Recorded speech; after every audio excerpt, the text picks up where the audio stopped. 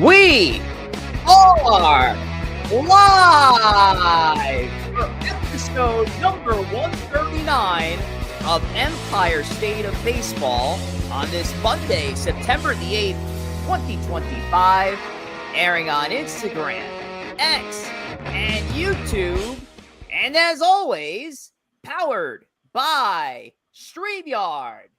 And ladies and gentlemen, we are back for a new edition of ESB, coming off a Labor Day holiday last week, and then we used that to our advantage. We took a little bit of time off, not only from this stream, but from the streams we had going on throughout the week. Had a little bit of a half schedule with the spaces, but we're back off that holiday mix. Everybody started their full-time schedule of work. The kiddies are back to school.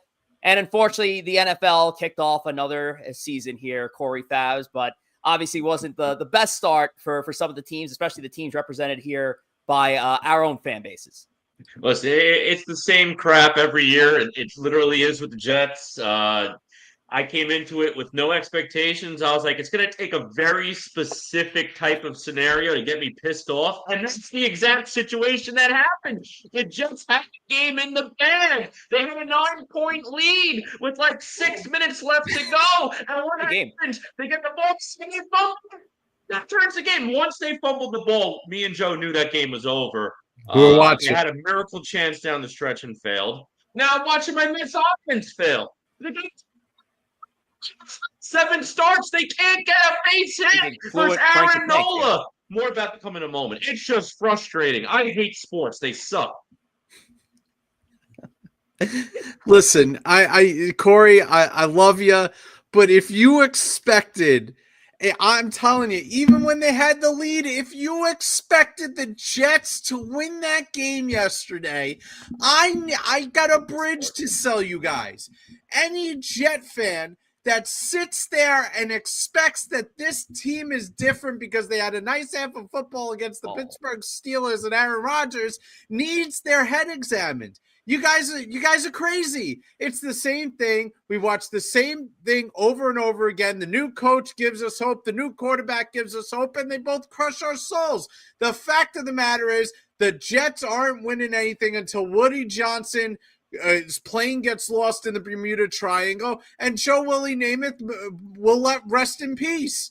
That's it. That's the only way the Jets are ever going to do anything. And if you get sucked in enough to be emotionally invested in this Jets team, you really, really need to go to the nearest bridge, take a swift right turn, and keep walking until you're over the edge, because you need to be part of natural selection if you think that this team is going to give you anything differently. And the only other person who should be more upset than us right now is Tom, because the Blue Jays are not the biggest choke artists in the world. The Baltimore Ravens are the biggest choke artists in the world. So Tom can take it away from here. The Blue Jays, the Baltimore Ravens have won meaningful football games this century. The Blue Jays have not won any meaningful baseball games this century. We'll leave that at that. Yeah, it sucked. I've told you guys outside the show, the Ravens and the Yankees are the same team. They have the best player in the sport, 2-time MVP. And that MVP sometimes doesn't show up in the playoffs. And they lose games in the most painful ways possible. I ended up at midnight just taking a walk around the neighborhood, clear my head. That's where I was at. What a horrible... As Corey was going through what happened to the Jets, I was like, yeah, so that's exactly what happened to the Ravens. But the Ravens have expectations because they're a good team. So it's a lot worse. I'm a New York Giants fan, so we know how that went. And listen, folks, it's actually... I'm going to bring this back to baseball at the end of the day, but I was a little surprised, a good surprise. I was very surprised by Joe, Corey, and Tom. A little less by Joe, because Joe actually asked today. I was surprised.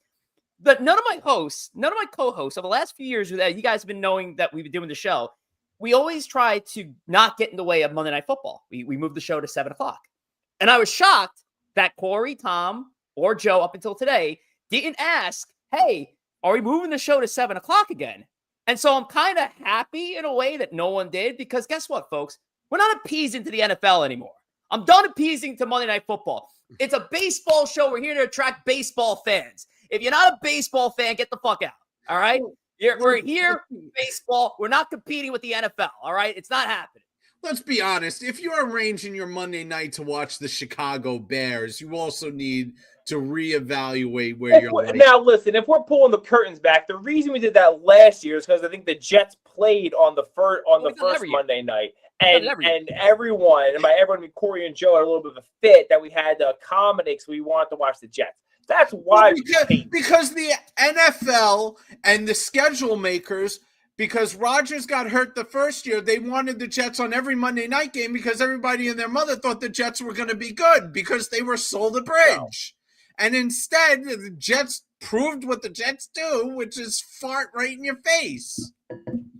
Well, listen, welcome to a commercial-free, an hour and 15 of baseball conversation here at Empire State of Baseball. I know about that whole nonsense in Red Zone nowadays. People are not happy about that. But let's we'll start to get into the mix of our show here. Tom, while you're all heated about your Baltimore Ravens, let's talk about Roback. Let's talk about Roback. Wearing a nice Roback polo right now. We are moving into the fall. It was a little cooler today, and especially in the morning. Joe's rocking a Q-zip long sleeve right now. This is kind of perfect Q-zip weather at night, and in the morning it's a little chilly. And then underneath, have a nice polo or a nice t-shirt on. And where can you get those types of items? At roback.com. I'm also going to kind of keep plugging. Rich doesn't want to talk about football, but they have their college game day apparel out for colleges. Now, listen, Rich, if you want to go and get a University of Florida hoodie and say it's for the baseball team, knock yourself out. But yeah, about like 50 of the top college programs, hoodies, Q-zips, polos out there. I know our guy Swift, big Gamecocks fan, apparently wants to go get something. Haven't seen it come across my desk yet, so he's a fraud. But hey, Swift, you can still go to roback.com. You can still use promo code TWOSPIL15, and you can still save yourself 15% off your order. You heard the man. Roback, Crave Activity, and with Roback is our rundown, and our rundown for tonight's episode number 139 of Empire State of Baseball. We kick things off with the Empire Express as always. My biggest question that I'm going to ask a few here is what's going to be the biggest roadblock for our two teams in the stretch run, where it could be, you could answer it as if it's a roadblock from reaching the top spot in the wild card, maybe just reaching the playoffs in general. But what's going to be the biggest roadblock or roadblocks on our way to October for both these teams? Then we're going to review the Stars and Stripes team that Corey Favs put together on Instagram, like our international team reel of wheels that we were doing on Instagram. We're going to review what he did, and we're going to compare the two teams that we put together, the all-international team versus the Stars and Stripes team. So very fun exercise that Corey Favs did on our IG. Then following that, we have the New York Strike Exchange, which is sadly coming to an end. We're down to our last couple of turns here of the bell, and we're going to see where the opening, where the updated rankings are for our New York players between both teams. And then finally, we're going to finish things off with Trick of the Trade, fun original game here on Empire State of Baseball. And before we get into the Empire Express, I do want to get through some of your comments here, folks, because there's a lot of good banter here. So we'll start off before Mike Parziale here. What's wild is the fact that we've been without ESB for 2 weeks. Welcome back, boys. That came out at 2:11 p.m. today. Jacob Petruzzi goes, Joe, is CC a first ballot Hall of Famer? The Yankees certainly think so. I know what Joe thinks about that whole deal. Front desk, that's Swift. CC's a first ballot Hall of Famer. Smash like and sub. CC and the guy, Sierra, our very own Sierra, host of the Clubhouse. Hey, besties. Susan, repost and stream. Really do appreciate it. Jack Esposito. Let's go. Big show after a week off. Monday night just feels right with ESB back. Chris Nieves. Also, our very own here, ESB host of Empire State of Betting, says, what's up, boys? Shout out to everybody in here. I see Cameron Belden's in here. Good to see you, Cam. It's been a while. And shout out to Jordan Tyler as well. All right, let's get into it. The Empire Express. We're going to kick things off with the Mets side of the house.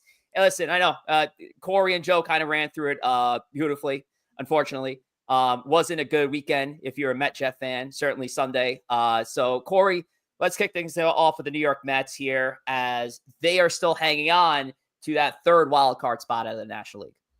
Yeah, I mean, it's pretty wild. I am annoyed with the Mets at this exact moment, and especially today. I mean, you're going against Aaron Nola. The guy's had a 9 ERA in his last 7 starts, a 6.5 ERA on the season, and they got 3 hits, and they can't get a run. And McLean's out there doing his damn best, give up 1 run, and where are they? Down 1-0.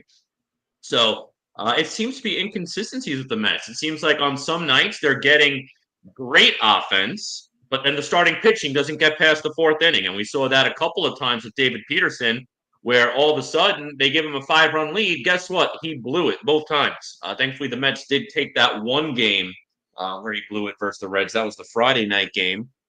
And then if they're getting good pitching, like tonight, they're getting great pitching. Sprint yesterday had a nice major league debut. No offense. The offense just disappears. And then if they get a mixture of both, you have Ryan Helsley, Hells Bell, send him to hell with the offense he gives up there. You know, you got to be your biggest deadline acquisition, to be your setup man, your bridge to Diaz. And all of a sudden now you can't trust him. He's basically the equivalent of Ryan Stanek. I actually trust Ryan Stanek right now more than Helsley, and that's saying something. Cedric Mullins. They brought Cedric Mullins, and again, I wasn't expecting all-star from Cedric Mullins, but I'm expecting decent output from center field. He's been borderline useless. He's 0 for like his last 22. He tried to do a bunt to advance a guy over to second base. He popped up to the catcher just this inning. He's 0 for his last 22. He's hitting 178 coming in today's game with the Mets. I think he has maybe 1 home run with the Mets, if that. He has a 500 OPS with this team. It's the deadline acquisition, in my opinion, right now. I mean, and Rogers has been a very nice setup piece. I do like Rogers. Soto has been pretty good, too. I'm not going to criticize Gregory Soto, that is, not Juan. Has been pretty good. But right now, it's the deadline acquisitions which are holding this team back. Because Ryan Helsley has blown 3 or 4 games himself, and you cannot trust him to be that bridge to Diaz.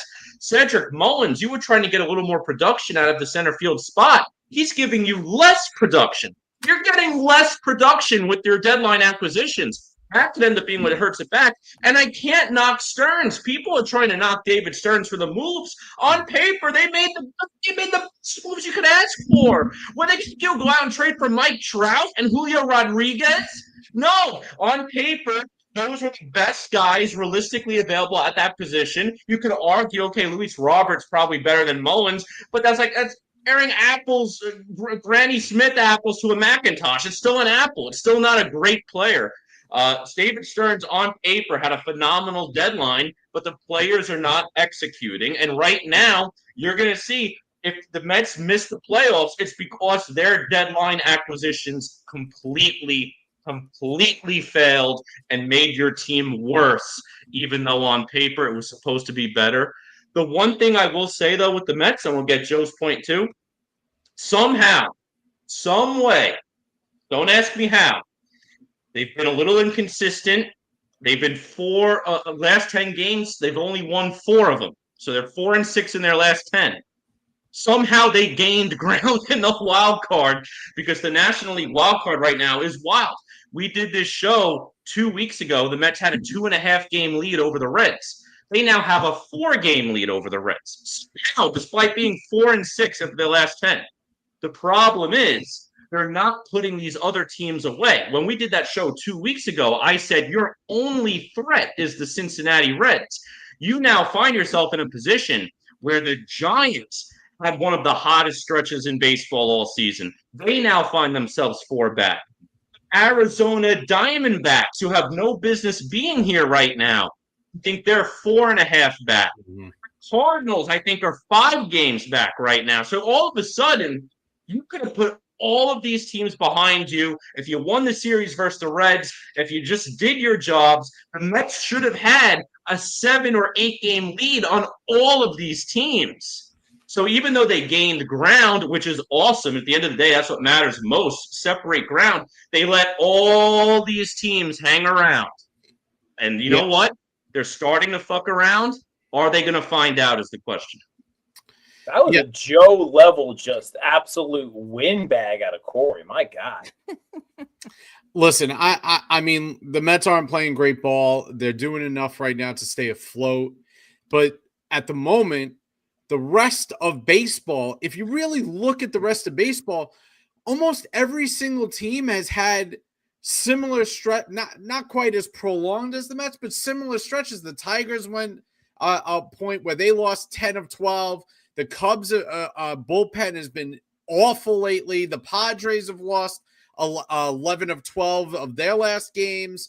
The Dodgers haven't been playing well. The Phillies just lost their shortstop and their third baseman. It really, except for the Brewers, nobody has been immune to these kind of prolonged slumps. The Astros weren't playing well for one. So the Mets have kind of remained afloat. The only problem is what Corey alluded to is now it's not one team chasing you down, as we talked about 2 weeks ago. We were just worried about them, about the Reds, and I was very confident that the Reds do not have enough to catch and pass the Mets. Mm-hmm. I'm still relatively confident in that. But when you mix that with the Giants, who I don't love on paper, but offensively and pitching-wise, they have stars on their team, right? They have Rafael Devers. They have Willy Adames. They have Brandon Webb. They have guys that can get hot and carry a team. The Cardinals, I don't believe in. The Diamondbacks have Corbin Carroll's on a 20-something game on-base streak. He's red hot. They have Ketel Marte, who was a runner-up in the MVP at one point. I mean, they have good offensive players in Arizona that they can get hot and challenge. So now you're kind of like, all right, we got not one, we got 4 teams chasing us down. Some of them are going to knock each other off, but at the same time, you don't want this to get closer than it is. All right, you want to take on the Phillies right now. You've owned the Phillies. You need to win this game. You need to win 3 of 4 at the minimum. I would like a sweep, but that's a little generous. And you need the biggest thing is the pitching has to wake up. Okay, we got stymied yesterday. Hunter Green had a phenomenal day. He's a great pitcher. But the Mets pitching, McLean tonight he's pitching fine. Again, he's a rookie. Minaya, Holmes, Peterson. These guys must have good starts. They have to get back to what they were doing early on. All right. And if they don't, the Mets have no shot here. You cannot rely on 3 rookies to carry you. McLean has been a revelation. Tong is a little on the underside of Cooked, in my opinion. He's got too much variance in his delivery. He's a little all over the place, which is fine. He's a rookie. I expect that. Sprout had a nice debut. He had a no-hitter through 5 1/3 the other night. Yesterday, he looks good. But Minaya, Peterson in particular, and Senga, assuming they could get him right in the minor leagues, Minaya and Peterson must get back on track. They must get back on track. And Peterson's been their best starter all year, and he has to get back to the point where he was just even last month. Minaya hasn't been that guy all year. If they do not get 1 or 2 of these guys going in the rotation, they're in big trouble no matter what, because you can't start McLean, Tong, and Sprout in a playoff series. I love the kids. McLean's my number 1 right now, but I can't start Sprout and Tong with 5 major league starts in a playoff series. I think that's crazy. I gotta ask, and I'm not here to throw gasoline on the fire here, because there's a lot of emotions right now. But can we now finally officially quell the whole Mets pitching lab being a success story for your franchise when it's become a serious problem for your team because you did not want to assess the front end of your rotation? And now look, you're going into an October situation where you have to rely on prospects to be the top of your staff. Well, I mean, in all fairness, the Mets pitching lab stuff, can we just call it what it is? It's an utter failure, because that's what it is. Are part of the pitching lab, so you give them some credit. I mean, McLean is a product. But the whole point was they were finding stray cats, and they were turning them into lions. Stearns went a little too far this year trying to rehabilitate guys. Montas was the key one. Mania had a great year last year. I'm not complaining about that. The injuries mixed with the fact they dropped his arm angle have him all screwed up. Peterson's been good for the most part this year. Peterson's been last year and this year has been a really good pitcher. Holmes, they've transitioned to a starter. And listen, Holmes is done well. He's been a little up and down, but if you would have said Holmes was going to give you 150 innings at a 3.75 ERA, would you? But you're not trusting Clay Holmes with a postseason rotation. I could trust him to give me 4 or 5 innings, and then you switch it over to someone else. He's the only one right now. I can't trust Mania a spot right now. It's crazy. And right Senga, now, if you have Holmes give you let's say 4 innings, you back him up with Mania for like another 2 or 3. Because Mania, the thing with Mania, maybe not so much his last start, but most of his starts this year, he comes out and he's firing. I mean, there's been 2 or 3 starts in the last month. He comes out, has 8 strikeouts in the 3rd inning. And the problem is that he completely falls apart. He's completely gassed. Once the 4th inning comes along, he's gassed. The Senga thing, the Senga thing is odd because he had such a good first half, and he got hurt, and he hasn't been the same since. So that leads me to believe he's either hurt still, or the injury has caused a mechanical issue, which is, I think, why the Mets sent him to the minor leagues, because they figure that they can fix it down there without costing them ball games up here. So I can't go crazy on, Senga. Senga was due to an injury. He had a 1.5 ERA the first 3 months of the year. Exactly. Yeah. So it's a mixed bag. But right now the problem is, if Mania stunk and Senga was doing what he did in the first half, it would be okay. The problem is they both stink, and now Peterson's come a little bit back to earth, and they all 3 of them have stunk together the last 3 times through the rotation.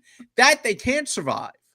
That's the biggest problem right now. Yeah, exactly. I agree. One last point, and I want to see Tom's thoughts too on the outside looking in. What's interesting too down the stretch, because including today's game, you have 19 left to play with a 4-game lead. Pretty good spot, far from over, but a pretty good spot. It's a little difficult to gain, if you're on the outside looking in, looking at scheduling this week. Again, I'm going to be very hypothetical. Let's say the Mets get swept, go 0 for 4 versus the Phillies. The Mets are still going to be wild card 3 after that 4th game, just because of how the schedule played out. You have the Reds playing the Padres. The Padres are right in front of you, 2 games wild card 2. If they sweep the Padres, they're going to be a game and a half game behind the Mets. But the Mets are still right there with the Padres. The Padres could fall out. The Mets play the Padres down the stretch. The Giants play the Diamondbacks. If one of those 2 teams sweeps, the other one's eliminated. The other one's done. So the funny thing is, the schedule is playing a little bit in the Mets' favor this week.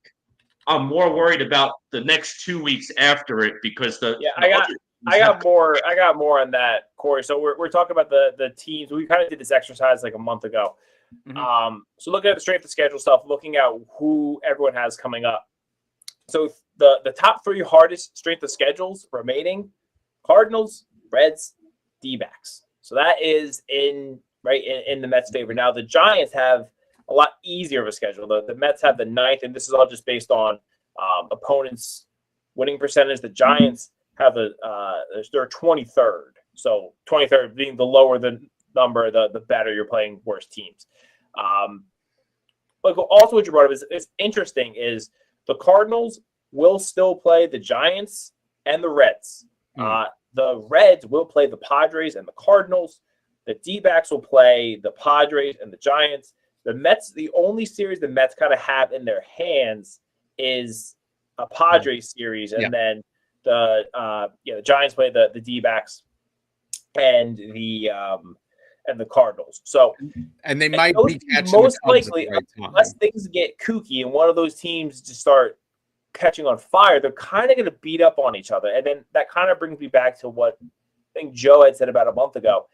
The Mets, I'm not saying they're lucking into wild card 3, but like some really crazy stuff would have to happen for them not to get it. If they just kind of hold serve, if they just play 500 baseball, a team is going to have to sweep some of these kind of rival series to make anything of it. So I think the Mets are still. I was looking at it, like I just don't see a way where they really miss unless again some of these teams that have these series against the other ones. Like, hey, if the Diamondbacks sweep the Padres and sweep the Giants, it's like, okay, well now, hey, they're here. But I think anything short of that, the Mets are gonna by default make it because they're gonna beat up on each other. Mm-hmm.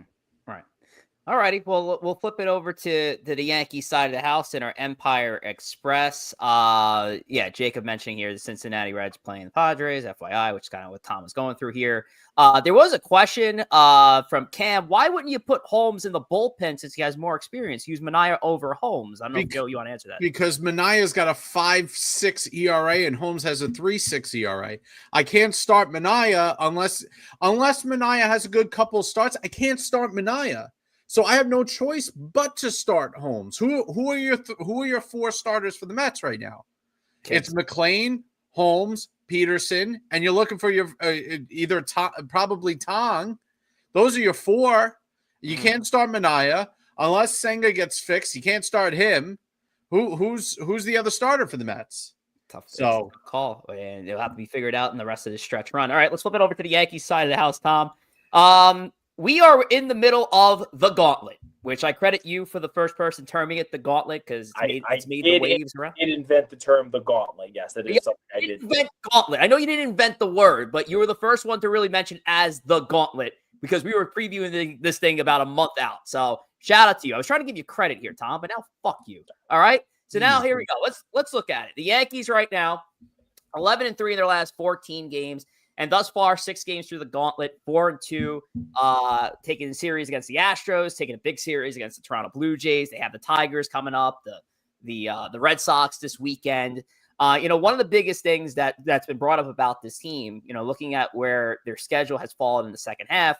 Yeah, it's good to beat up on the Nationals and the White Sox and the Rays and the Twins and the Cardinals. But can you guys do it where it actually matters? Can you guys actually beat teams that you're going to see in October, like Detroit, like Boston, and thus far through this gauntlet, it's looking like that. When the Yankees play their best baseball and they play good defense and they get adequate hitting and their bullpen doesn't implode, this team can win a lot of baseball games. Yeah, and they should be 5-1 in this stretch. They blew a terrible game in Houston. They should have swept Houston. The one game against the Jays, they got dominated, but that's gonna happen. It's everything you could have hoped for from that stretch. The pitching's been good. The starting pitching especially has been good with Rodon and Fried. We had a similar stretch earlier in the year, and the Yankees got absolutely pantsed by everyone. So it's nice to see them, at the very least, just winning games that they, showing they belong, right? I think that was the question a lot of us had going into this trademark gauntlet is the Yankees belong in the playoffs? So they're in a similar situation to like the Mets, where like they're gonna make it. Just at this point, like something really bad would have to happen for them to miss it. But right. Do they belong with the better teams in the AL? And I think they're showing right now that they do. Now, who knows what happens when they get to the playoffs? But I think at the very least, they're showing that they have the ability to play them. On the whole, yes, you beat up on the bad teams. Well, listen, the Jays played the White Sox earlier in the season. The Red Sox got to play the Rays many times with the Yankees. So they happen to play some bad teams at the end. I feel like you kind of misunderstood that. I understand strength of schedule. You play. I meant that in general. I think people are like, oh, well, the Yankees, look at the stretch they had. It's like, well, how about you just take away the Blue Jays wins against some of these teams in May? Like you play everyone. The Blue Jays. Everyone in the AL East played the exact same schedule, minus like the Yankees played the Mets and the Red Sox. I feel like you're kind of no. Yankee fans are going out and saying, I don't know what team we actually have in front of us when they are playing their best baseball against the Twins and White Sox. Because everybody should play their best baseball against the Twins and White Sox. What can they do against teams that actually matter? And I think right now in the past week they're starting to answer that question. That's kind of the point that I was trying to address there. Yeah. Well, yeah, they have. I mean, the Yankees I think they have as much talent as any other team in baseball. If you look at, not the names on the back of the jerseys, but you know what I mean. If you look at the roster and the resumes, they have as much talent as anyone. They just tend to choke. They tend to blow games and lose in spectacular fashion. The bullpen tends to implode. The hitting sometimes forgets how to hit, and they lose. But they have the ability to play with anyone, and that's what they've shown over the last week. They have the second part of this coming up with Detroit and the Red Sox, and we'll see. One other thing I do want to point out when we're talking about, right, the Yankees, knock on wood, unless something catastrophe happens, they're going to make the playoffs. Winning the AL East, even though they got it down to 2, is still tough because the Blue Jays had the tiebreaker over them based on the head-to-head for the season. So essentially, the Yankees are 2.5 games behind the Blue Jays. They have to beat them in the standings. They can't tie them, which is going to be tough. Now, after the Yankees get through these next 2 series, it does in theory get easier. They play 7 games with the over 2 weeks with the Orioles, but the Orioles, that look what they just did to the Dodgers. Orioles are hot. They're frisky. They're fighting. So those aren't necessarily easy wins. We'll see how that continues to go. But the Yankees do have, it's still a tough run to get to the AL East. But if they get the AL East, they probably get the 1 seed, which is crazy to think because they're kind of well above the Astros. And with the Tigers not playing as well, if the Yankees especially handle business against them, they would pass the Tigers, I think, in the AL standings, record-wise. If they can handle them this week, they could be the one. We can go from the Yankees are going to miss the playoffs to the Yankees are the 1 seed in 3 weeks, which is crazy. Joe, we love hearing your thoughts on this team. I know most of Twitter does, so go ahead.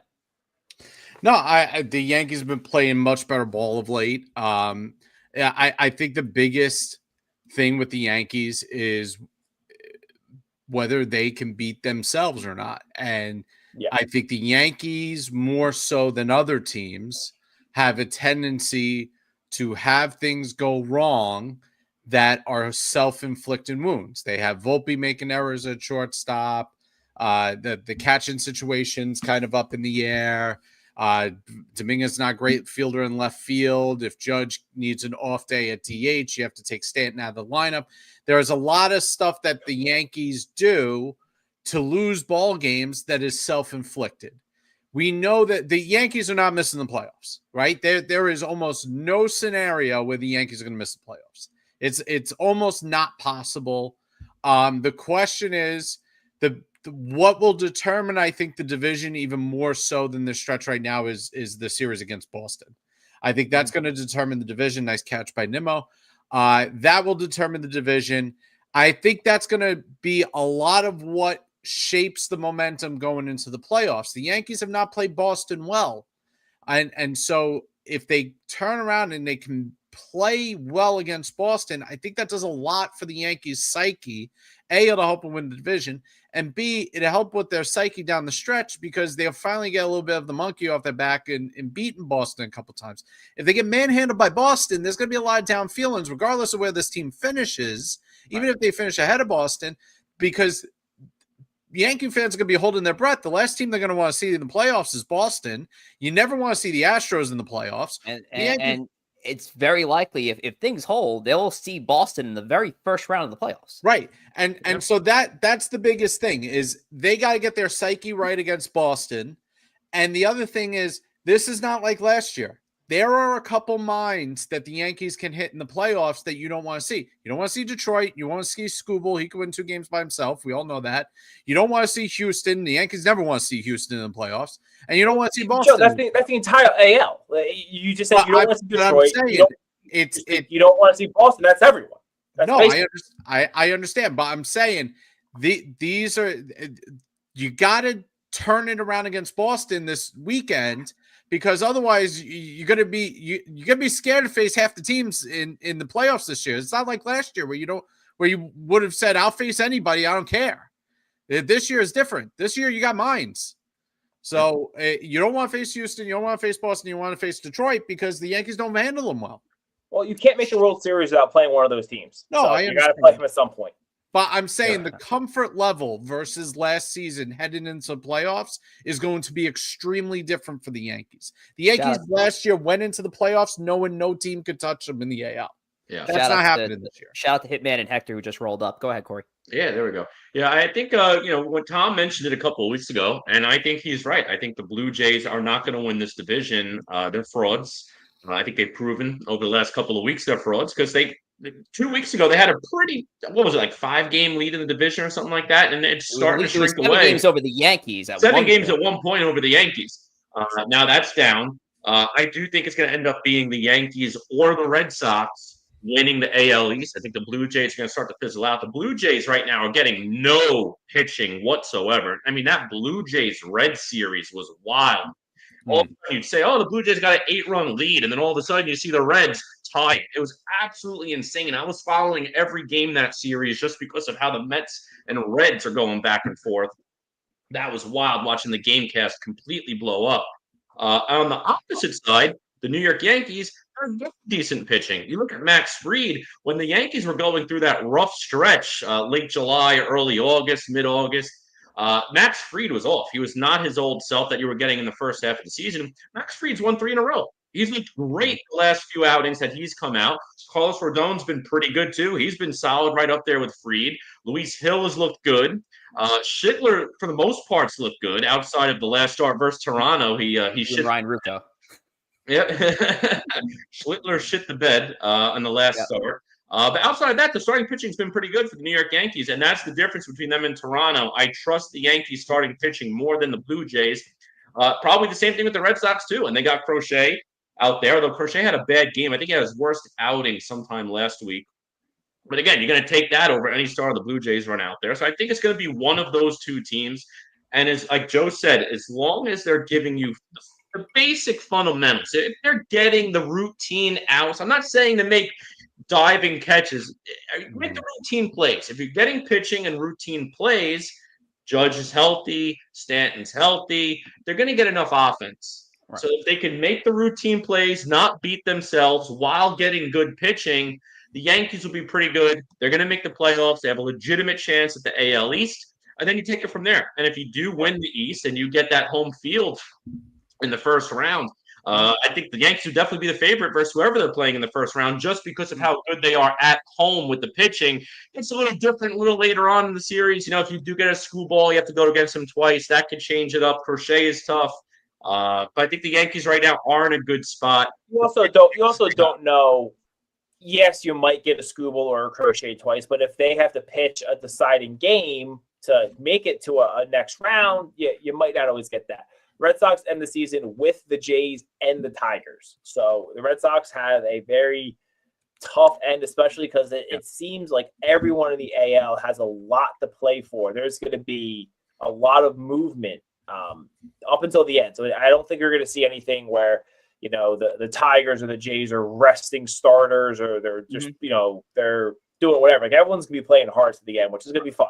And at the end of the day, too, even though there are certain divisions that might be wrapped up by then, you're still playing for that bye. You know, you have to be the top 2 seeded division winners. So there's still a lot for a Tigers to play for, despite being, at this, right now, I think they're up. Got to be the Tigers and whoever wins the AL East, they're going to get the buys. It most likely would be that case, but you never know how hot a Texas can get at this time of the year. You know, if Seattle can decide to play baseball, the most important time of the year to play baseball, what a fraudulent team the Seattle Mariners are, to say the least. And the Astros could look at this and like, well, the lights are on brightest, and we know how to play when it comes down to September, October baseball. So it's going to be a dogfight. And once again, like we kind of sketched out over the last few weeks, there's still no team in baseball, AL or NL, that's showing themselves as a clear favorite to win this whole damn thing. So get into the mix and get hot at the right time. That's all it's going to be. This might be the worst when it's all said and done and we do that show September 29th and we can see the full picture, the landscape of the land.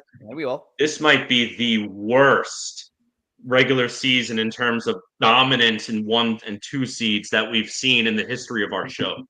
100%. Jason Stark just tweeted, the Phillies were the first team to face Nolan McLean twice. They've made adjustments. I don't know what the score is of this game. It's right now. 1-0 after 6. It's still 1-0. Okay. Yeah. It's still 1-0. McLean left 5 in the third, 7 hits and 5 Ks. 3 of the hits were from Harrison Bader. Great effort from a rookie. But good division effort from leading a Two rookie. walks also. So I mean, not a great. He kept the guys. I think he left 2 guys on in Soto. He left one runner on first. Great start for a third start or whatever. Just Yeah. Let's appreciate the Nola start. Needed him in fantasy as we're in championship. I need Nolan McLean today to one up Joey Bag of Donuts. I don't even want to talk about the other fantasy baseball league right now. I have no reason to. All right, let's talk. That'll throw. Let's touch on Instagram. Corey Favs, what's going on with the gram? Yeah, go ahead and follow us on Instagram. You'll find our archive segments, our meme reels, graphics from the show. You could watch the show. Even though we prefer it on YouTube, you can technically watch it on the gram. So go ahead and follow us there, Empire State of Baseball. And you can follow all of us individually, myself at Corey Favs, Joe at JR Pugs, Rich at Rich Rivera, and Tom at T Wospil. We're at 7,700 followers and growing. So go ahead, give us a follow over there, interact with us, and just join in on the action. It's a good time. Absolutely. Corey Favs does a great job over there with everything that he touches, especially his latest project, which we're going to review, and as the Stars and Stripes team. Now, a couple of months ago, Corey, you had this unique idea in creating a 26-man roster. And the way you were determining your selections, you were spinning a wheel that had all the countries, all 200 plus countries in the world. Every time you hit on a country, you selected a player that was emanating from that country, had ties to that country. Picked out a good roster, and we actually, if we want to, rewind the clock, that's that roster that we selected. That was the 26-man roster. We kind of reviewed this over the show a month or so ago. You got Ichiro, Shohei Ohtani, Yu Darvish on us in Japan, well represented here. Jazz Chisholm, Yankee. So good players in that mix. So you did a spinoff, literally. See what I did there? You did a spinoff off that wheel, and you came up with the Stars and Stripes team. So what did you come up with for this version of the wheel? Yeah, so for the Stars and Stripes version, again, because we did not get a single USA draw in the international wheel spins. Again, we were spinning every day. It ended up going 46 days or something like that because a lot of countries don't have a baseball player, whether born or heritage. So we switched it up. Like, all right, let's do one dedicated to the United States. So we put all 50 states in there. The only problem is most states have countless of players to choose from. Outside of a few, there were a handful that were 15 or less. But there were some that had like thousands of players. So we had to add a little bit of a curveball in there. And in addition to spinning for U.S. state, we also spun for position as well. And that made it a little interesting too, because there were some times where I was really hoping for an any pick or like a specific position, and ended up getting a bad one. I think the one time I got any pick, it ended up being the state of Utah. State of Utah has like 10 players, so I had to go Brandon Lyon, who's a bad middle reliever. But of course, I haven't wasted any pick on Brandon Lyon. That was the only time I got any pick, where it was basically a flex position. You pick wherever you want. So that was unfortunate. But we drew out this roster.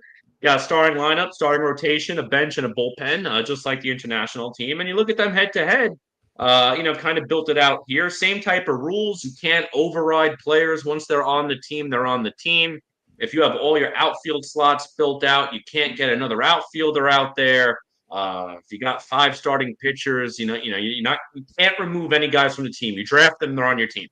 So we went ahead, did that whole order, and this is what we came up with here. It's a pretty good mix. I actually do think on paper, this team is a little better than the international team. In a 7-game set, I do think international can find themselves winning a game or two. You got Pedro out there. He could definitely win you a couple of games. Shohei's fun. Ichiro's an on-base machine. So I do think international team would give them a little bit of trouble. But I do think this team gives you the edge, the USA team. I would say in a 7-game set, I could see them ending it by game 6. I'm going to say USA by game 6, if not game 5. I don't know about that. I think the international is a better rotation. They have the better closer, and I mean, if we're not taking, I think offensively they might even be better. I don't know. I don't think they got a better rotation. Pedro might be the best pitcher, but Halladay, Guidry, and Lester are the next 3 best starting pitchers. Ricky Jenkins is a Hall of Famer. Yeah, I was gonna say Jake is a Hall of Famer. All right. And All right, Burger Jenkins won like Darvish- 328. if Darvish didn't really have a tailback over the last couple years, I say Darvish was on the way to a Hall of Fame level I career. guess. Tani can come in and pitch too. Yeah, I think the starting rotation, I think, is a push in games 1 and 2. I don't know what a John Denny is. John Denny did win a Cy Young one year.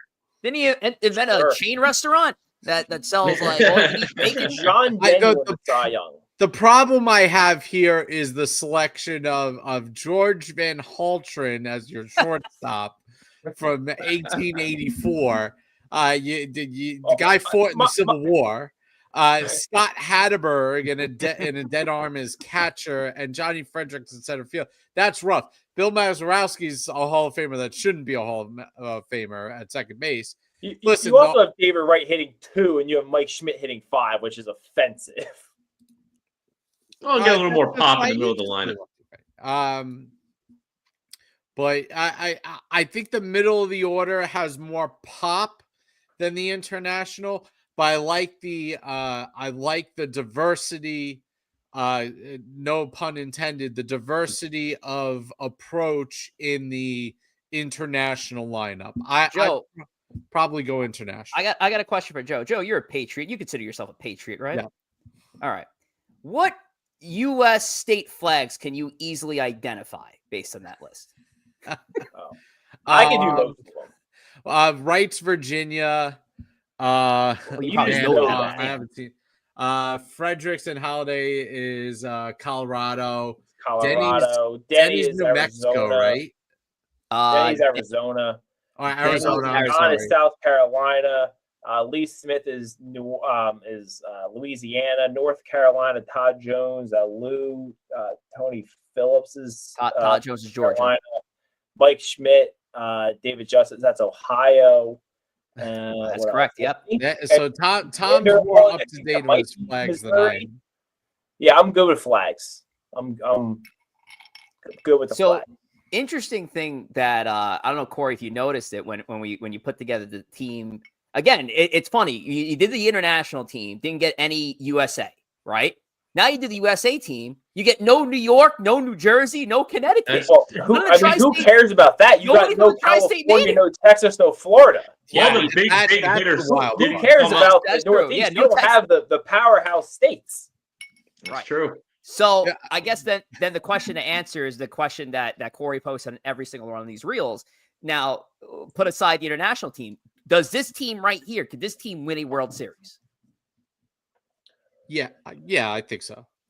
Probably. I mean, if you're taking if you're taking these guys at the height of their powers, you got 3 Hall of Famers in the dead middle of your lineup, with the 4th towards the bottom. A Hall of Fame starter, 2 Hall of Fame relievers.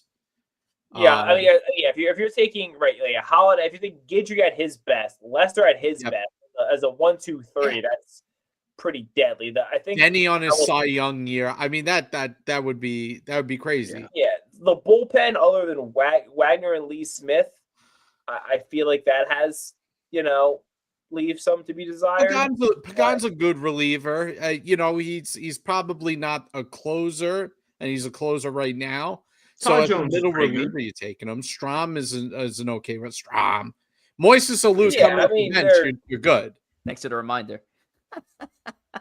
That is true. Yeah. Well, I mean, also Moises Alou on the bench. That's a very good player. Moises Alou on the bench is a pretty good player for the bench. I would have just stuck him in center field. Even Smoke out of South Carolina is not a bad. Give you a random home run now and then. So Corey, what do you think? You think your team would win a World Series here? I think so. I think George Van Haltren will have to catch up to the speed of the game, and Hatterberg will have to be hitting the gym. The same thing with the international team. They had an old player at one position. They had a Russian catcher from 1910. Never saw an 85-mile-per-hour fastball, let alone 100. So that might have been a bit of a problem. But I think once those guys get back up to speed, even if you have to put Chris Koss there as your primary catcher because Hatterberg's arm is completely shot, you can put Tony Phillips at shortstop. He played some infield. I think all said and done, this would be a World Series team. It was a lot of fun. The fact that he did 2 of these so close together. The international one got a lot of got a lot of love. I had people literally coming up to me at work who was like, "Yo, I can't wait to see who Corey spins on the international reel." Seriously, I mean that was happening. So it was cool that you were able to do 2 of these, one international, one domestic. Don't even know what you have in store for 2026 when it comes to these things. But these are like these are a lot of fun. So great work by you. And that is it. That is our stars the game and stripes team. So before we get into the New York Strike Exchange, let's touch on what's happening on YouTube. A lot's happening over at YouTube, Joe.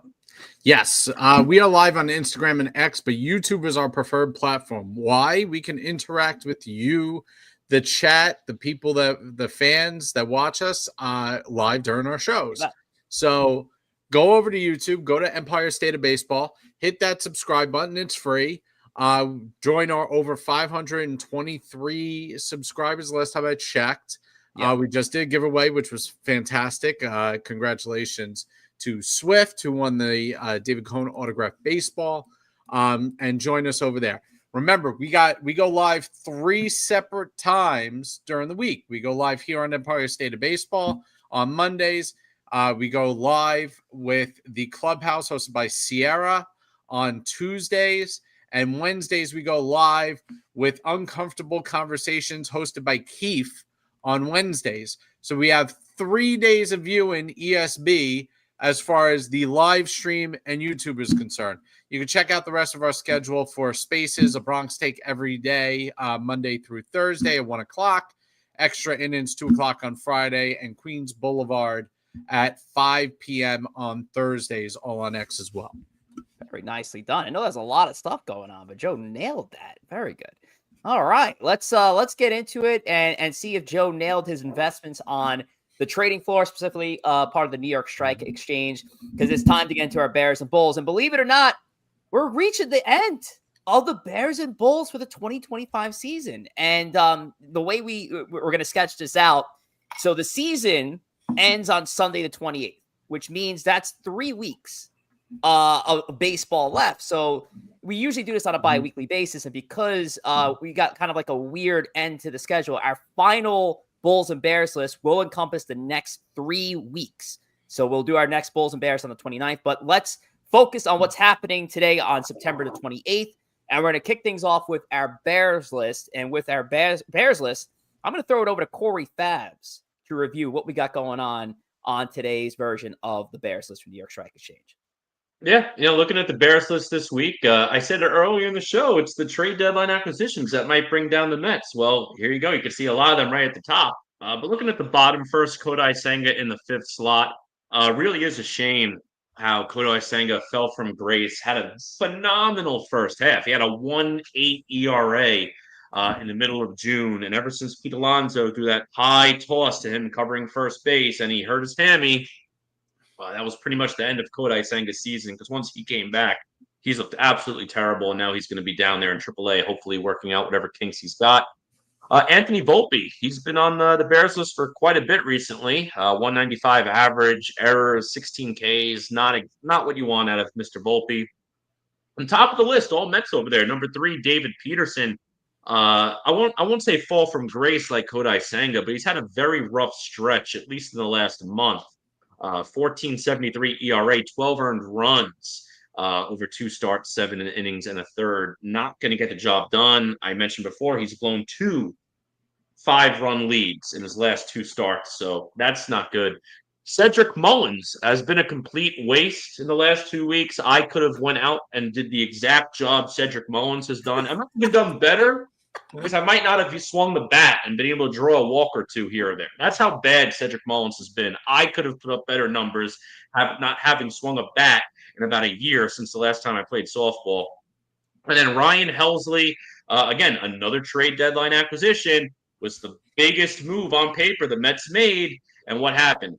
Miserable, absolutely miserable for Helsley.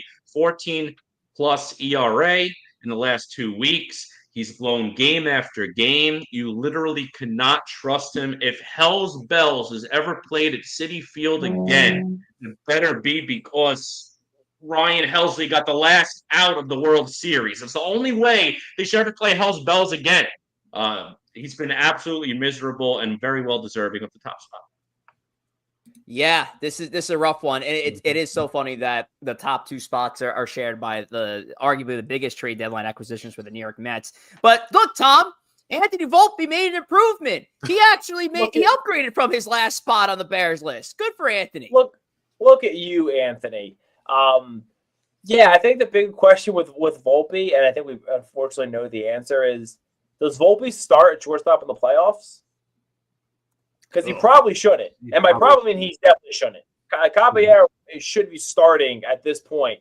That's not going to happen. I think Volpe is going to continue to start. And listen, Kodai Senga, right? The Mets did the right thing. Kodai Senga, there's something wrong. Things aren't working. They sent him down. They paid a lot of money for Kodai Senga, in free agency, international free agency, 2 years ago, 3 years ago, he came over.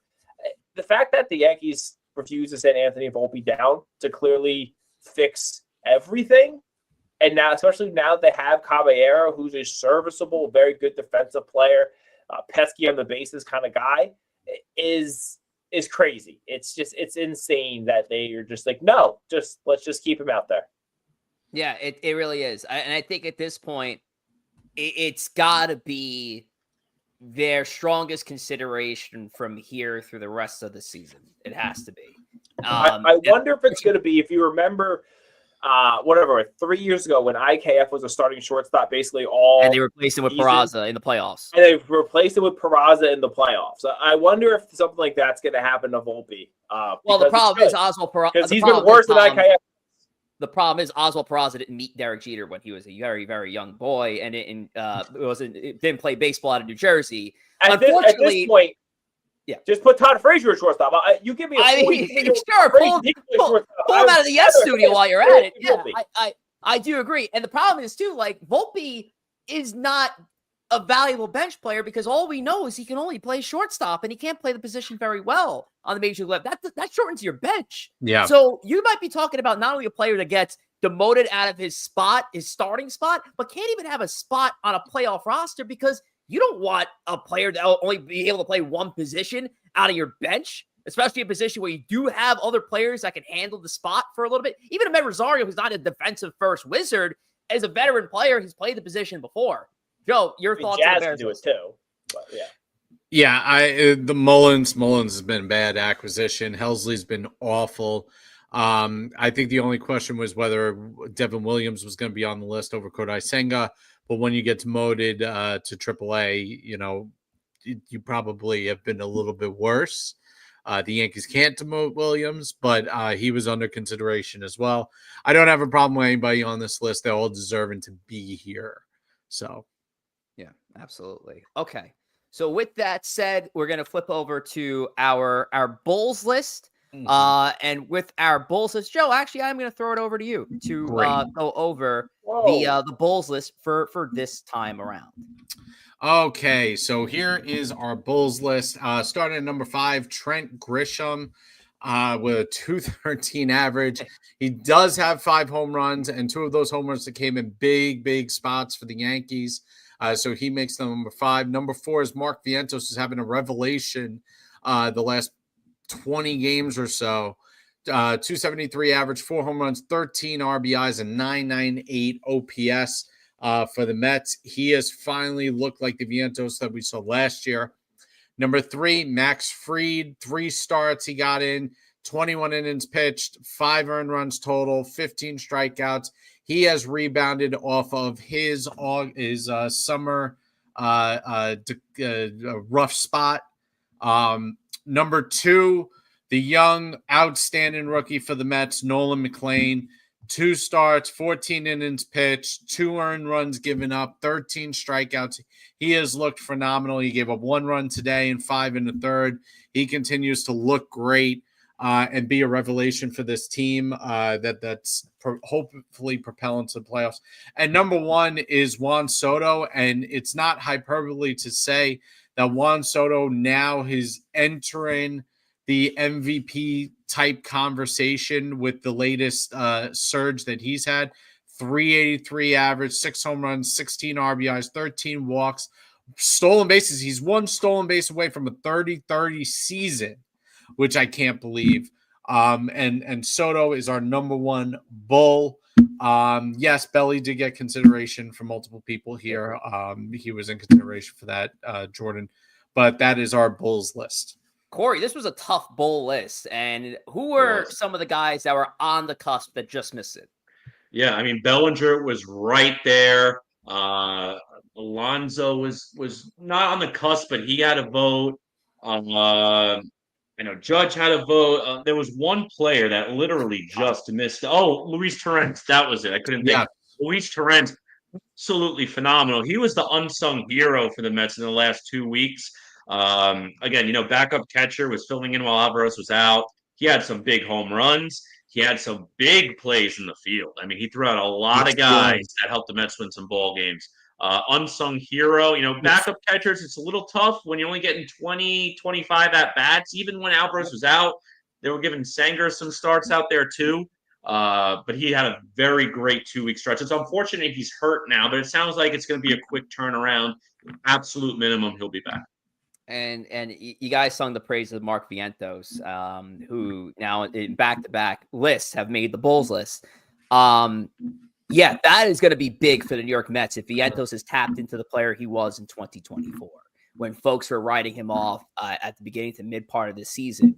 And maybe, to Joe's point from earlier, maybe the competition between him and Beatty has breeded Vientos to kind of tap back into what he used to be. But he's been a very impactful player for the New York Mets in this very important time of the year to be impactful. Tom, any thoughts on the Bulls list before we go to the trading floor?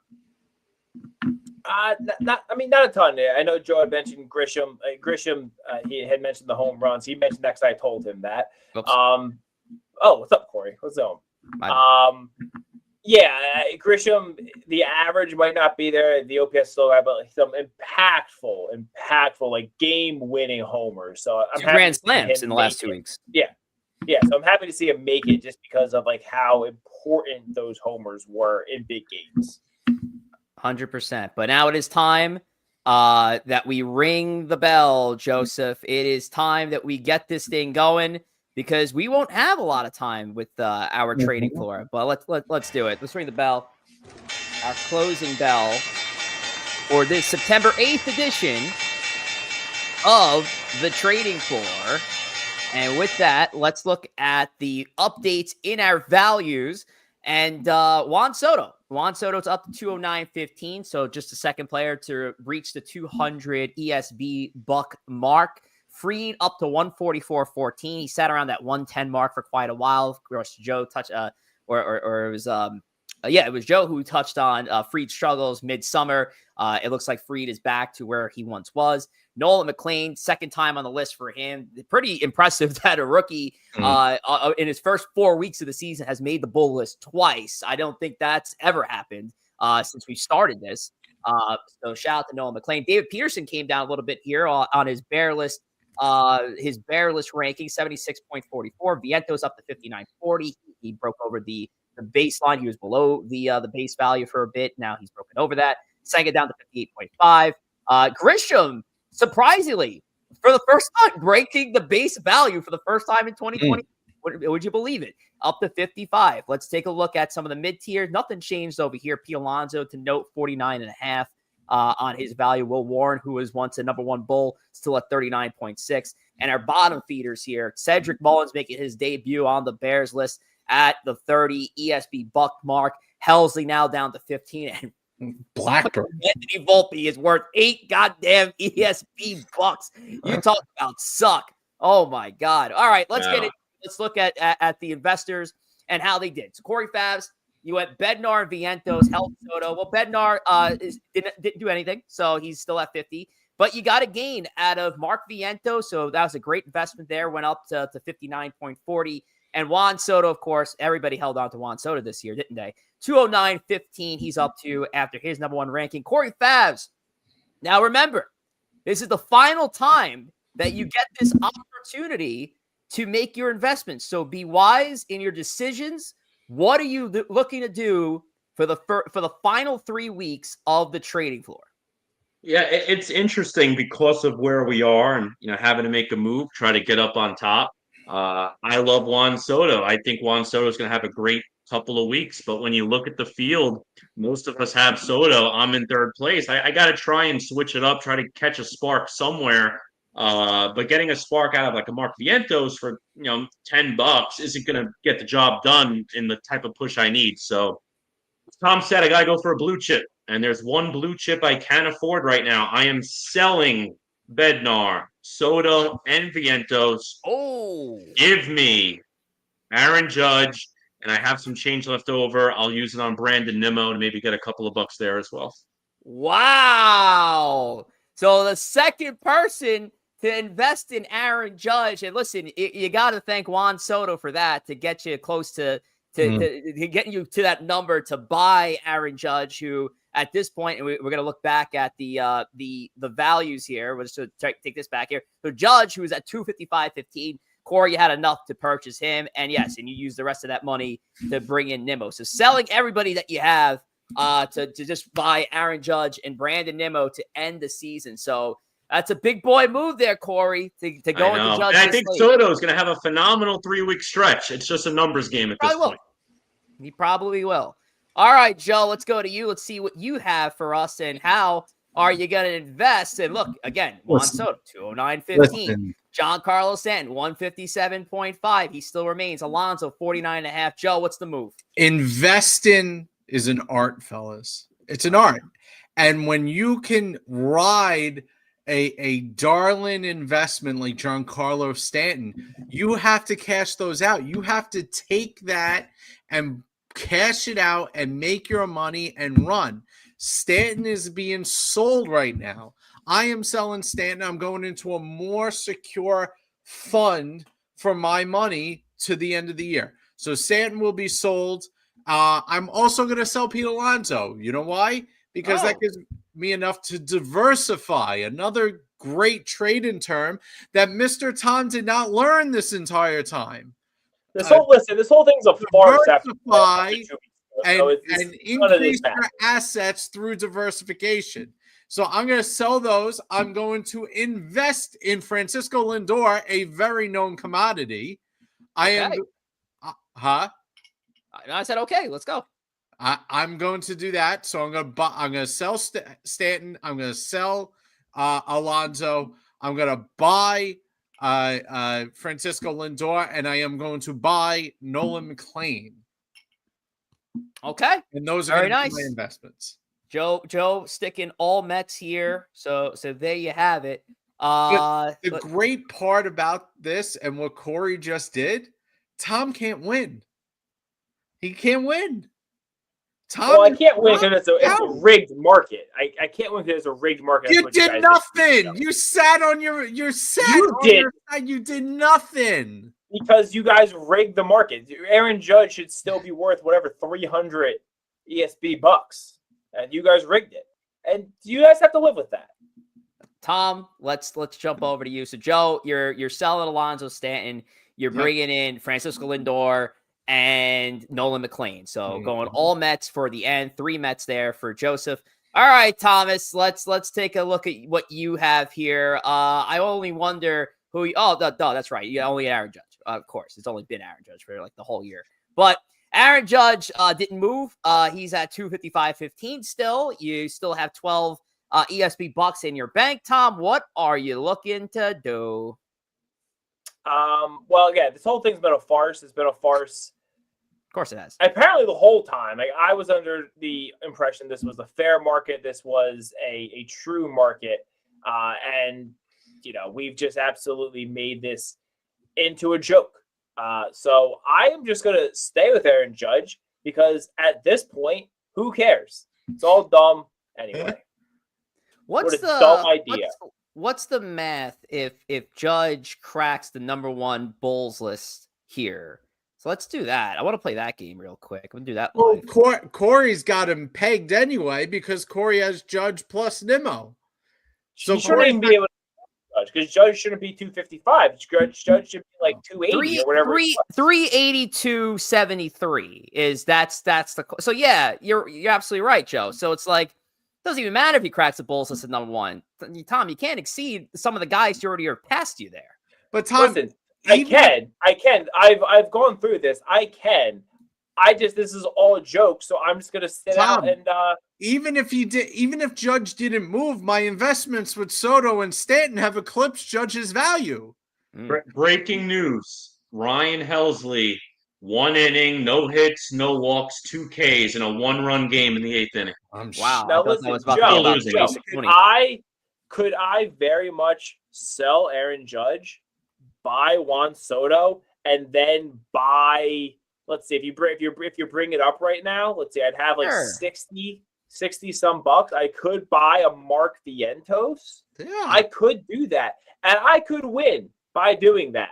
But again, this thing's a farce, so I'm refusing to. I'm not. He's protesting. This is what he's doing. He's protesting. Listen, you guys did it, so it's a protest. No, it's a fair system. It's a fair system, Tom. Is one of the 5 worst players in.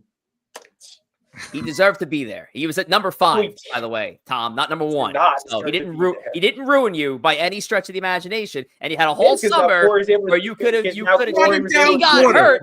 He got hurt. He was out for 2 weeks, and you could have changed him out for 3 other guys that could have helped you and made more money. That's on you. That didn't That's happen. not on us. If you That's guys not on didn't do Joe. that, It's not on Corey. It's not on me. That's on you.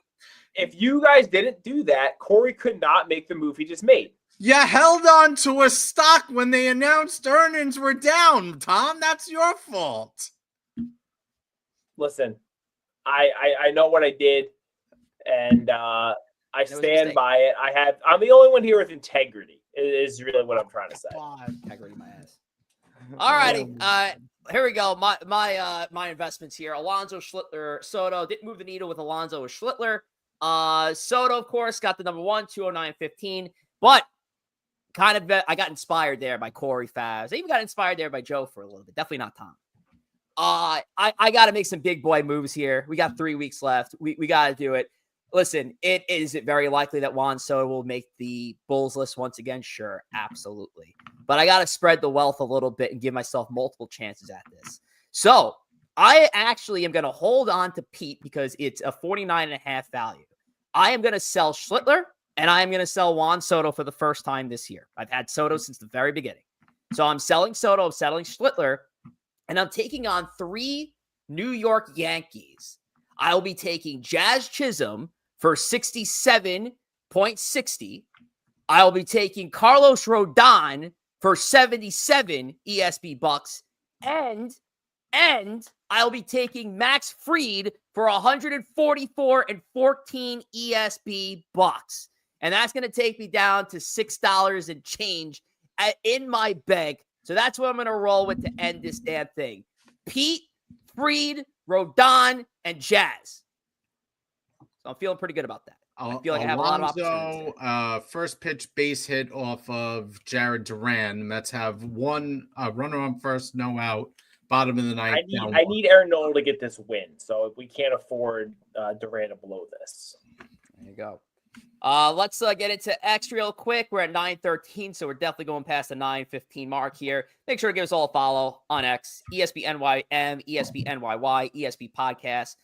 More importantly, we have all our spaces that go live. We got a Bronx Take that goes live Monday through Thursday, Queens Boulevard live on Thursdays, Extra Innings live on Fridays. So make sure to follow our X Spaces Streams program guide. We post it everywhere. That's all our times. We got our Eastern Standard and Pacific times out there. I know we got some California people out there listen to ESB programs. So there you have it. Make sure to give us a follow on X for all the latest and greatest in baseball news and announcements regarding the show. All right, it is now time to get into our game. We're getting to the tail end of our games here. Joe Pugliese has commanding lead. 27 points here for Joe. Tom, 19. Corey, 18. And I'm the dead last in 15. And today's game is Trick of the Trade. And with our first trade is Mr. Joe Pugliese. Joe, take it away. Okay, this one, August 23rd, 2003. Brian Giles is traded from the Pittsburgh Pirates to the San Diego Padres. Him and minor leaguer Corey Stewart for Jason Bay and this player went back to the Pirates in return? Oliver Perez. It is Oliver Perez. Bang! Let's go. Let's freaking go. I'll take All right. that. Rich isn't catching me. So the reason why I know this, and it's not necessarily because I know that he was in the trade. I have an Oliver Perez rookie card, and he was a San Diego Padre. And that's pretty much how I put 1 and 2 together. And I had a feeling there was a Met tie to it more than just Jason Mark Day. Vientos double. It is now 2nd and 3rd, 1 out. Ah! And who's coming up for the Mets here? Corey, you're ahead of me. You're spoiling. I got the game cast. McNeil is up. I think it's McNeil, 2nd and 3rd, 1 out. Sack fly is all you need. Now, real quick, before we get into the next one, the Mets have not won a game after trailing after 8 innings this year, all year. Okay. So it's time for one. Come on, a sack fly, McNeil. All right. I actually did stick to a New York team being a part of the trade this time around. We will flip, obviously, to the Yankees side of the house. It's a relatively recent deal. 2014, the Yankees acquired 3 players. Nathan Eovaldi. Everybody knows who Nathan Eovaldi is. Domingo Germán, pitched a perfect game. Garrett Jones, who was a career minor leaguer, played a little bit on the big league level, first base outfield. Yankees traded away David Phelps and this player to the Marlins to get this package of 3. Is this the no? Is this the Starling Castro? No. I'll say Starling Castro. That's wrong. Castro was doing the Stanton deal. Yeah. Incorrect. Not Starling Castro. Oh, I know. What's the name? Oh, Berger. Incorrect. No, it's not him. Oh, no. Oh, no. What's his name? Oh, but he's still no. I have another guy. It's not Birdie. It's I'm not taking that as a guess. Oh, I know. Greg Bird. Not Greg Bird. Oh, I know the name. I have another. I think the Yankees and the Oh no, that was foul.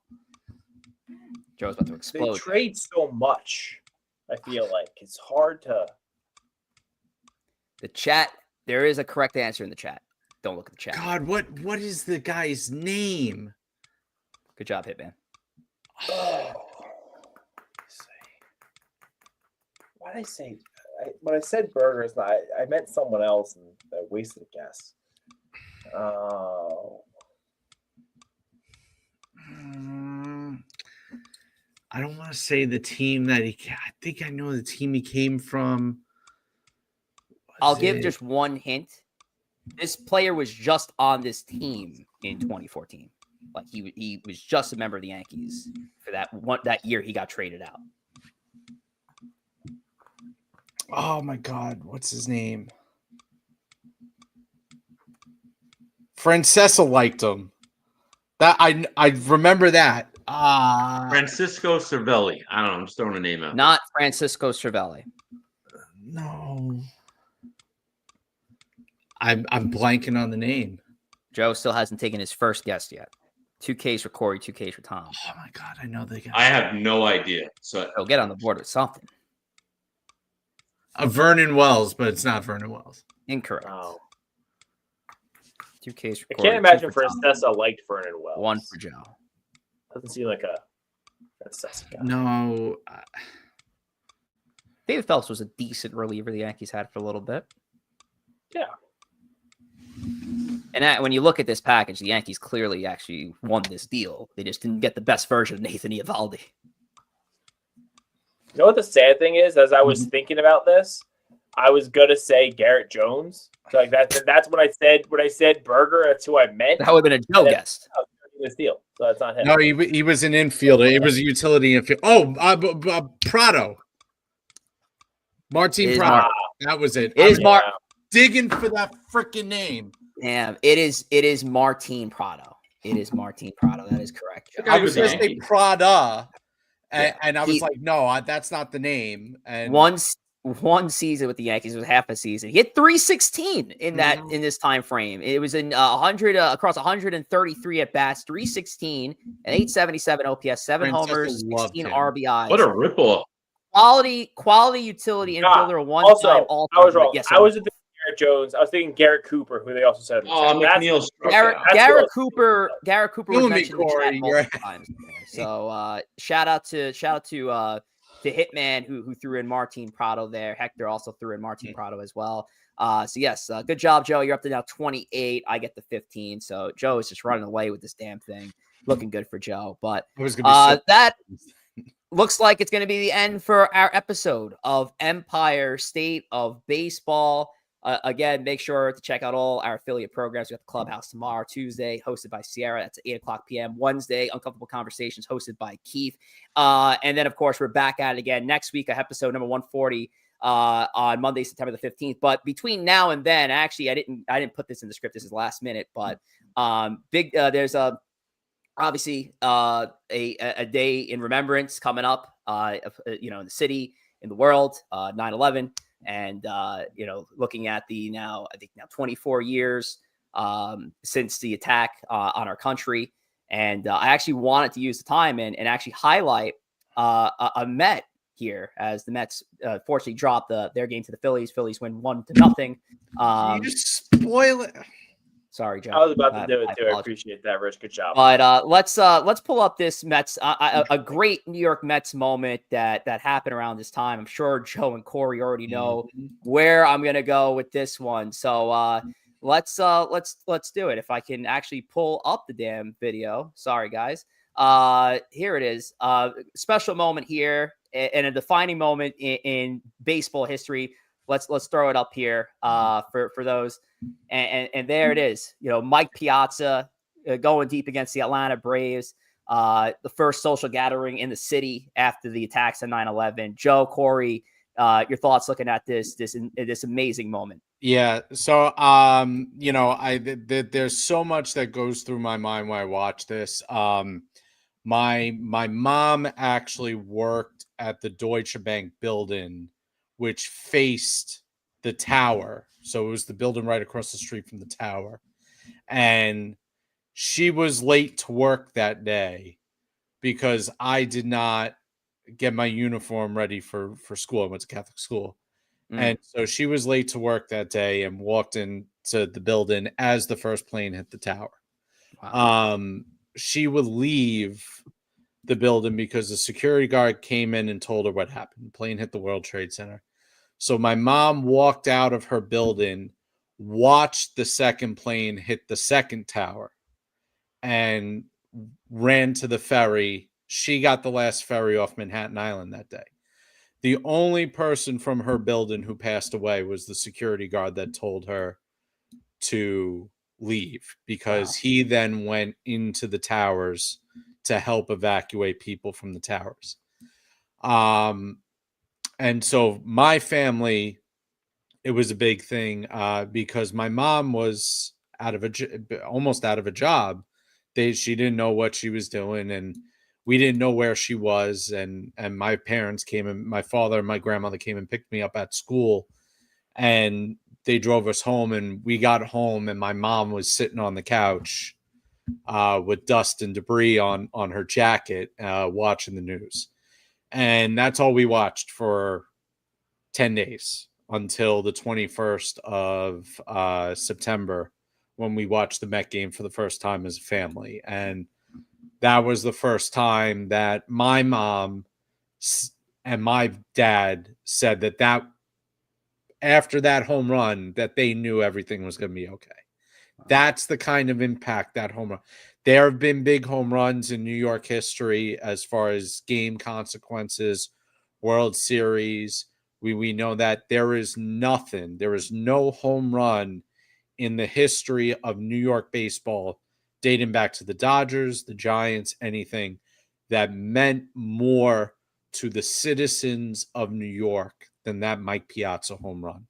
And even to my family personally, I watched that game with my parents, and that, to me, will always be remembered as a time that for 10 days, we watched nothing but the news. We had no clue what was going to happen with her job, whether it was going to move to Germany or anything. And that was the first time that we felt that life was going to continue and return back to normal, was that home run. Corey? Yeah, I just can't believe how long. Oh, my system's freezing up. You hear? Oh, Am I good now? All right. Good. Perfect. All right. I just can't believe how long ago it was, too. I mean, it's absolutely crazy that next year is 25 years away. I mean, I still remember it like it was yesterday. I was in 5th grade at the time. Absolutely insane how fast time goes. Obviously, I don't have the same moment as Joe did. My dad worked in Brooklyn. He wasn't even at work yet. My mom was stay-at-home mom at the time. I didn't really watch baseball back then either. I didn't really get into baseball until I was in middle school.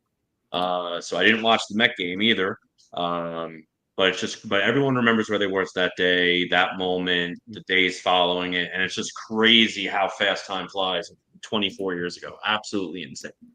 24 years, and on the 25th anniversary, and they announced the MLB schedule for 2026, the Yankees and Mets will play the 9/11 game next year at Yankee Stadium, which honestly, I think that's something that the Yankees and Mets should just do every single year. Yeah. I think that is, I thought it was so nice that they did that years ago, wearing the NYPD and FDNY hats in remembrance for those who fell, who sacrificed their lives on that day. Tom, we brought the Piazza thing, and the Yankees had a bunch of moments in that 2001 World Series. And, one of the moments that I think about was when the then president of the United States, George Bush, stepped on the field and threw out that first pitch in front of a sold out crowd, where still, again, even though there have been public gatherings since the attacks, still, you just didn't know who you can trust, and you had to look over your back to see if you were in the right state of mind. And yet here comes the president of the United States, game 3 of the World Series, throwing out the first pitch, kind of showing that charisma and bravery to just be out there. Yeah. Very famous story at this point, him warming up underneath the stadium, him having trouble throwing, clearly one of the most athletic presidents we've ever had, tied to baseball, and he was having trouble throwing, so he had to wear a bulletproof vest on the mound. And Derek Jeter famously telling him, don't bounce it because they'll boo you. And he throws truly, no hyperbole, the greatest first pitch that's ever been thrown. It's weight of the world, and just to truly throw it just right down the middle. It was a surreal time. Kind of how it all happened, and I don't know how much else to say of it. Yeah, it's crazy. It was a crazy time. It was crazy. It was crazy. I tell you, one of the best baseball documentaries to watch was produced by HBO a number of years ago. It's called 9 Innings from Ground Zero. If you never had a chance to watch that documentary, go YouTube it. It's up there for free. Go watch it. It really tells you the whole story of baseball bringing the city back from such a time. They document what Piazza's home run meant, 2001 World Series between the Yankees and Diamondbacks. They go through all the stories of families of the victims. But yeah, we're 24 years later, and we're still remembering that day it was, and we'll never forget 9/11. And on that solemn note, we will end Empire State of Baseball. Again, we will see you next week. Make sure to tune in tomorrow to Sierra's The Clubhouse. But let's take it around the room for last licks. Start with Corey, Joe, Tom, and I'll wrap this damn thing up. I just hope for more peace of mind next week and not have Mets bullshit. Jets, I don't really care about the Jets. I want no Mets bullshit. A nice, easy week and weekend. Let's get a nice, easy week and weekend. How about that? There you go. Ciao. I don't know if you're getting that Corey. Dom? I'm just hoping to close out a different fantasy league championship this week. It was tight. Needed that Aaron Nola win, and that's gonna be tight for the rest of the. Oh yeah, a lot of tight fantasy baseball matchups happening. Good luck to everybody who's still playing fantasy baseball. And we'll see you next week. Enjoy the week. Let's hope the Yankees can dominate the rest of this gauntlet. Let's hope the Mets can beat up on the Phillies, after a 1-0 loss. You got some high level. Sure. All right, we'll see you next week. Take care, folks.